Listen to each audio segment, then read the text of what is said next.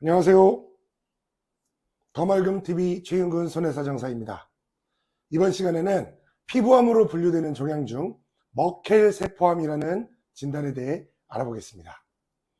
처음 접하는 분들에게는 무척 생소한 진단명이기도 하겠지만 이 영상을 찾아보신 분이라면 분명 본인 또는 주변에 계신 분이 머켈세포암으로 진단이 되셨거나 치료를 받고 계시지 않을까 싶은데요.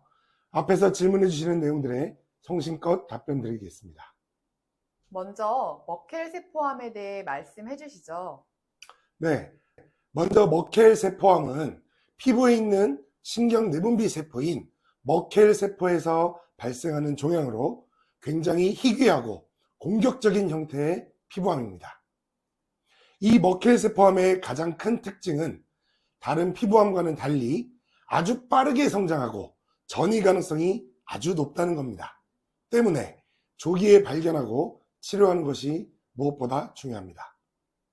발생 부위는 주로 얼굴이나 목, 머리, 팔 이렇게 햇볕에 많이 노출되는 부위에서 발생하는 것으로 알려져 있고 모든 피부암이 그렇듯이 자외선 노출이 발병 원인으로 꼽히기도 합니다.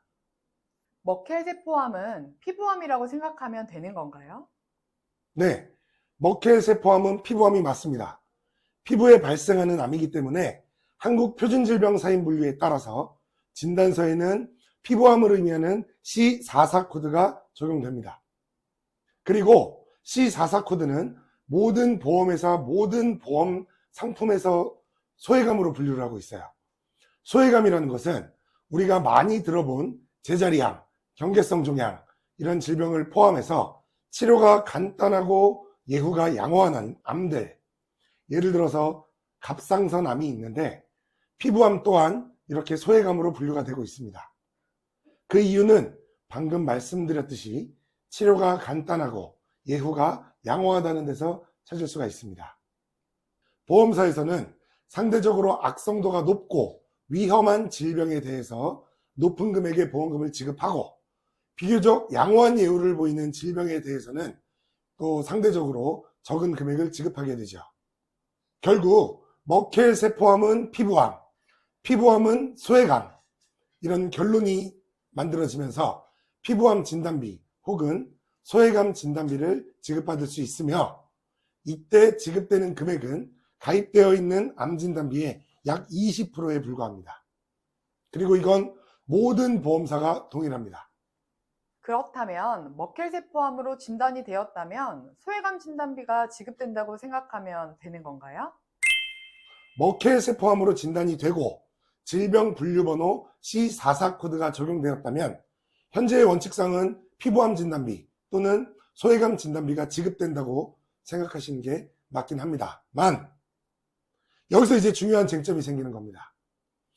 피부암이 소외감으로 분류되는 가장 큰 이유는 바로 피부암의 온순한 성격입니다. 인체 가장 바깥쪽에서 발생한다는 큰 특징이 있다 보니까 두꺼운 피부를 뚫고 깊숙이 침륜해서 다른 장기로 전이되는 경우가 거의 없다는 것이죠.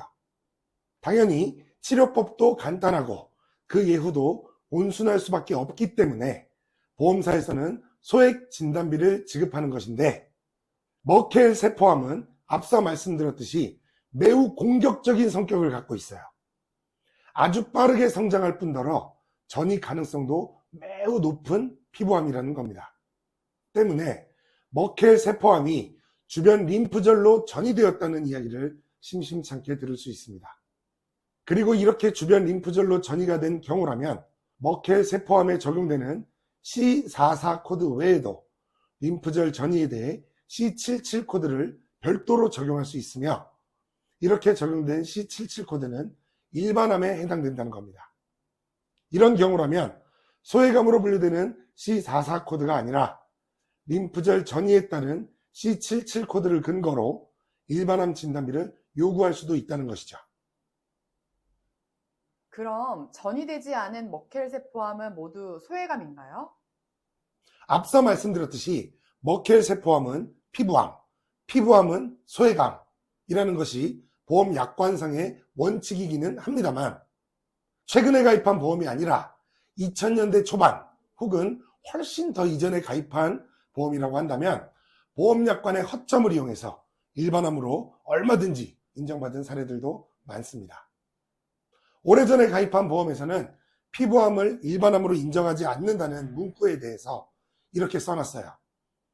증상이 미미한 기저세포 신생물 및 편편상피 신생물은 제외한다. 그렇다면 피부암 중에서 기저세포 신생물과 편평상피 신생물은 제외한다는 내용이 되는 것인데 머켈세포암은 둘 중 그 어디에도 해당되지 않는다는 것이죠. 머켈세포암은 그냥 머켈세포암이에요. 그럼 당연히 보험 약관에서 정한 증상이 미미한 피부암에 해당되지 않는다는 의미가 되며 그에 따라서 일반암으로 인정하고 보험금을 지급하라 라고 할 수 있다는 겁니다. 말씀해주신 내용으로 환자 혼자서도 보험금 청구가 가능할까요? 글쎄요, 사실 많은 환자분들이 가장 많이 하는 질문이기도 합니다. 제가 답변 드리는 거는 제가 환자라면 가능하겠죠. 환자가 손해사정사거나 의사거나 혹은 이런 의학 기준을 다루는 분들이라면 얼마든지 가능할 수 있겠지만 환자들 중에서 이런 의학, 보상 전문가들은 아마 좀 드무실 겁니다. 일반인들이 훨씬 많으실 테고 또 그런 분들이 정말 방대한 양의 의학적, 법률적 정보를 갖고 있는 보험사를 상대로 이기고 또 고액의 진단비를 받아낸다는 것은 결코 쉬운 일이 아닐 겁니다. 그래서 전문가가 존재하는 거예요. 예전에 제가 만났던 한 의사분께서 그런 말씀 하시더라고요. 우리나라 사람들은 전문가를 믿지 않는 특성이 있다고. 정말 그런 것 같아요.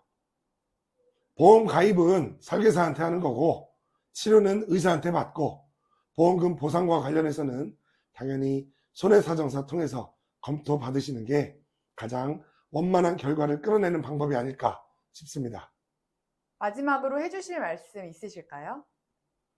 보험금을 청구했을 때 당연히 지급되는 보험금은 없습니다. 단순히 몇만 원짜리 보험을 청구하더라도 모든 보험금 청구권에는 전부 다 심사자가 배정이 되고 전문 지식인들이 심사를 진행하거든요. 환자 개인이 처리하기 어려운 진단들은 분명히 있습니다. 손해사정사를 써서 진행을 하지 않는다 하더라도 전문가 통해서 검토 정도는 꼭 받아보시기 권해드립니다. 감사합니다.